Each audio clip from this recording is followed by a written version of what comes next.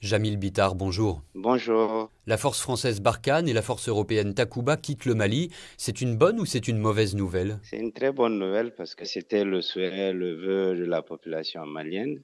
Mais ce n'est pas un sentiment anti-français, mais surtout un sentiment anti-politique française. Le peuple français demeure un peuple ami, un peuple frère de la population malienne. Ce départ n'a jamais été exigé ouvertement par Bamako, en dépit des paroles très dures qui ont pu être échangées ces derniers mois entre les dirigeants maliens et français.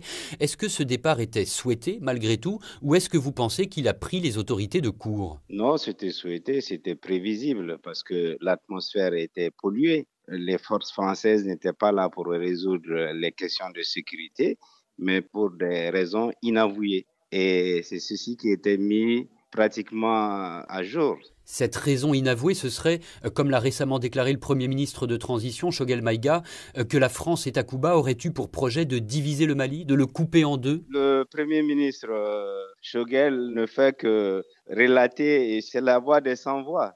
En tout cas, c'est le constat fait par le peuple malien. Pour vous, l'intervention militaire française au Mali depuis 2013 est un échec? Carrément un échec, je l'ai dit à plusieurs reprises. Et même au niveau de certains politiques français, ils ont eu à l'affirmer ces derniers jours comme quoi c'était un échec. C'est un échec parce qu'il n'y a pas de résultat. Vous savez, quand un système ne marche pas, soit on revoit le système et ils l'ont revu. C'est ce qui a fait passer de Barkhane à Takuba. Maintenant, nous voyons que c'est les mêmes résultats qui se pointent à l'horizon.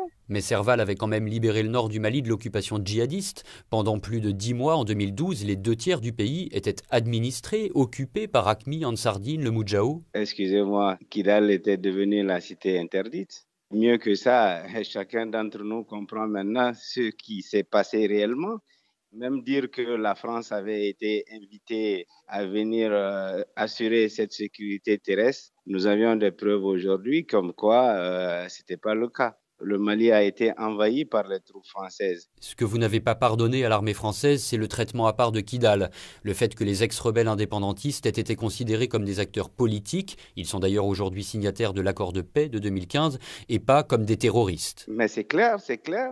Quand on prend des armes et aujourd'hui, ces mêmes soi-disant rebelles du Nord reconnaissent carrément que la France a joué avec non seulement le pouvoir malien, mais également eux qui avaient pris les armes. Et aujourd'hui, la France continue à manipuler dans la sous-région, se retirer du Mali pour essayer de s'installer pratiquement au Niger ou en Côte d'Ivoire ou dans d'autres pays voisins, ben, c'est quand même compréhensible.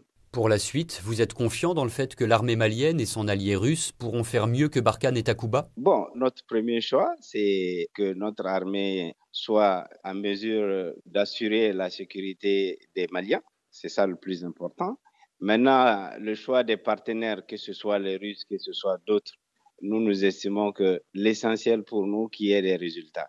Et ces résultats, nous voulons que ça se fasse avec le respect des règles édictées non seulement par la communauté internationale, mais également qui riment un peu avec nos mœurs et coutumes au Mali. À ce sujet, Vladimir Poutine n'a pas démenti la présence de mercenaires russes aux côtés de l'armée malienne. Il a en revanche infirmé tout lien avec l'État russe, des paroles qui contredisent la position officielle de Bamako. C'était il y a plus d'une semaine. Est-ce que les autorités ne devraient pas clarifier la situation? Chacun s'exprime de sa manière. Et Poutine, pour lequel j'ai un grand respect, et je dis quelque part, il s'est prononcé. Mais vous savez, la traduction du russe en français, moi-même, je suis un ancien de l'Union soviétique, je sais comment ça se passe.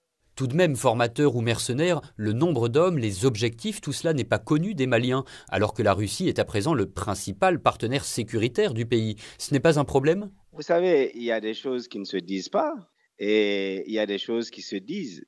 Et c'est pourquoi on parle souvent de secret défense. Aujourd'hui, le sentiment national, c'est qu'il y a des résultats sur le terrain et quelque part, moi je dis, Dieu merci, nous sommes en train en tout cas d'aller dans le bon sens. Ce que la France n'a pas réussi en 9 ans, 10 ans, nous sommes en train de le réussir. Il faut un peu de temps et c'est pourquoi le délai de la transition, nous avions estimé qu'il fallait un peu plus de temps pour régler certaines questions de sécurité avant que nous allions aux élections aussi. Jamil Bitar, merci.